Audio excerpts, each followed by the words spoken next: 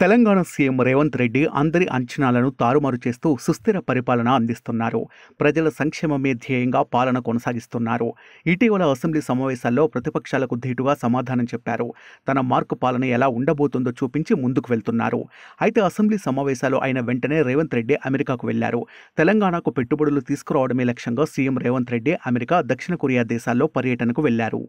ఈ నెల 14 వరకు ఈ పర్యటన కొనసాగనుంది. సీఎం వెంట సీఎస్ శాంతికుమారి, ఐటీ, పరిశ్రమల శాఖ ప్రత్యేక ప్రధాన కార్యదర్శి జయేష్ రంజన్, పరిశ్రమల శాఖ ప్రత్యేక కార్యదర్శి విష్ణువర్ధన్ రెడ్డి తదితరులు వెళ్లారు.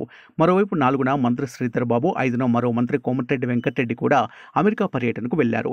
వీరు అక్కడ రేవంత్ బృందంతో కలుస్తారు. 9వ తేదీ వరకు New York, Washington, Dallas, San Francisco నగరాల్లో పర్యటించి పలువురు పారిశ్రామిక దిగ్గజాలతో భేటీ అవుతారు. ఈ సందర్భంగా పలు కంపెనీలతో రాష్ట్ర ప్రభుత్వం ఒప్పందాలు కుదుర్చుకునే అవకాశాలు ఉన్నాయి. అమెరికాలోని ప్రవాస భారతీయులతోనూ సమావేశమవుతారు.